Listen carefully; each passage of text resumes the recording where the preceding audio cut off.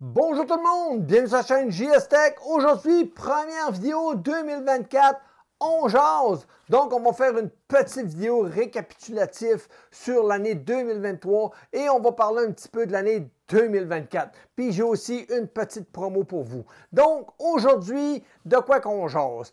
Alors, en 2023, j'ai fait beaucoup de vidéos sur le laser, un petit peu moins sur l'impression 3D, malgré que j'en ai fait quelques-unes, on s'entend.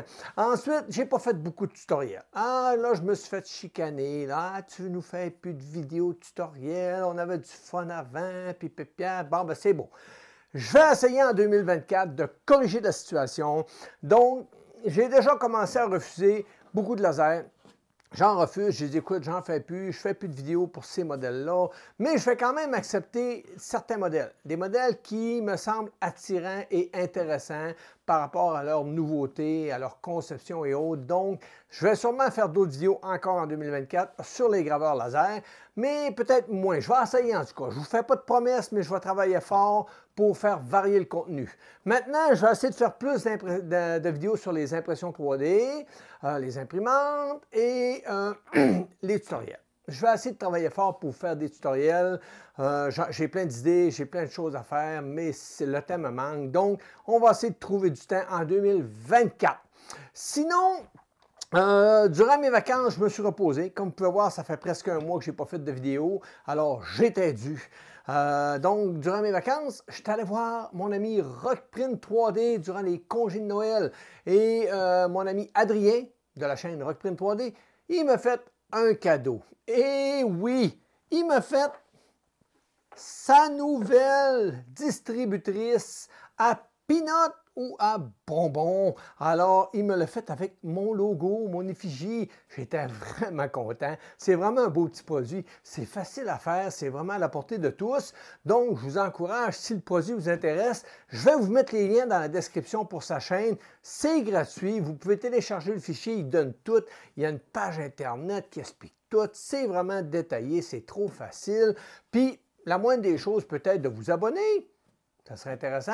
Alors, abonnez-vous à sa page. Donc, c'est sa petite machine qui me fait. C'est simple. Comment ça marche? On fait juste placer notre main dessous et on attend. Puis si on ne veut pas attendre, ben, ça tombe dans le bac. Trop facile. Alors, très beau petit produit. Fonctionne vraiment bien. Je vous le recommande. Avec des couleurs vraiment là, à votre goût, là, ça peut faire quelque chose de bien à la maison. Sinon, j'ai reçu la nouvelle K1C que je vais vous présenter bientôt. Je suis en cours de faire la vidéo présentement. J'ai reçu un autre modèle qui est une primeur aussi que je ne peux pas vous parler tout de suite parce que j'ai eu des problèmes. Normalement, la vidéo aurait dû sortir la semaine passée, mais il y a une pièce qui a fait défaut et j'ai dû écrire à la compagnie pour qu'ils m'envoient la dite pièce. Donc, dès que je reçois la pièce, j'installe tout ça, je termine la vidéo et je vous présente le nouveau produit. Ensuite, la K1C, c'est dans quelques jours. Alors, surveillez.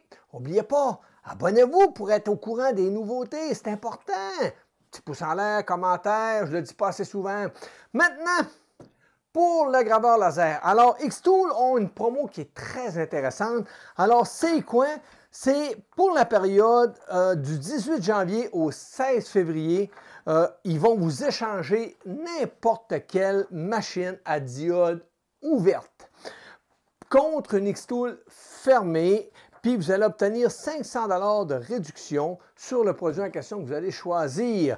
Puis ils vont même vous donner ensuite un ensemble de sécurité pour les incendies gratuits avec l'achat de votre machine. Donc, très intéressant pour Xtool. Je pense qu'en 2024, la tendance va être beaucoup sur les graveurs fermés. C'est mon opinion personnelle, ça n'engage à rien. Mais je crois que quand je regarde l'évolution, que les compagnies commencent à comprendre que les graveurs ouverts, ça a fait son temps. On est maintenant rendu avec des graveurs fermés qui vont vraiment bien, qui sont mieux contrôlés, mieux conçus.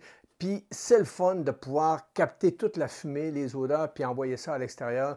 Alors qu'un graveur ouvert, bien, il faut se faire un caisson, il faut s'acheter un caisson. C'est pas aussi convivial que quand c'est tout déjà intégré. Je pense qu'en 2024, les nouveaux graveurs laser qui vont sortir vont être pas mal plus fermés, couverts, à mon avis.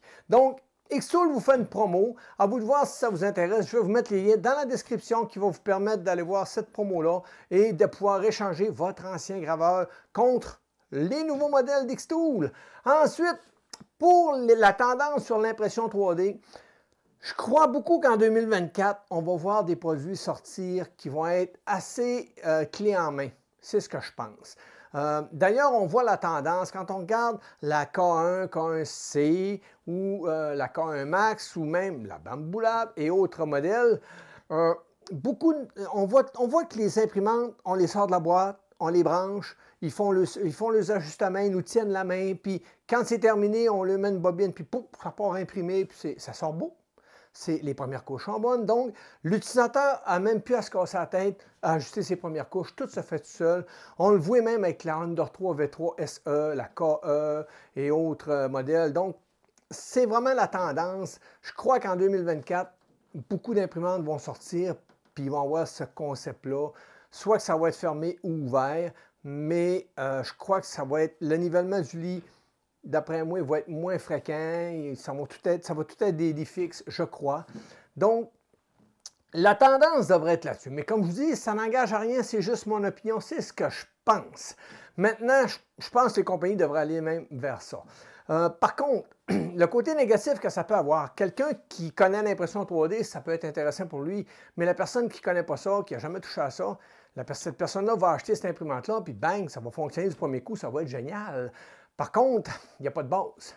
Donc, quand il va arriver un problème, il va être perdu puis solide à part de ça.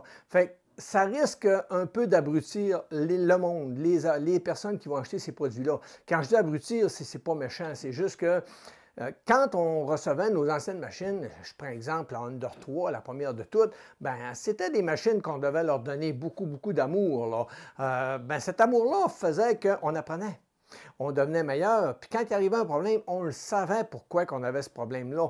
Alors, on avait une bonne base. Alors, je pense que les nouvelles machines qui vont sortir, s'ils suivent ce concept-là d'être clé en main, ça peut arriver que les personnes qui vont acheter ça, qui n'ont jamais touché à l'impression 3D, rencontrent certains problèmes dans le futur par rapport que s'il y a un problème. Alors, on verra. Sinon, on va être là pour les aider.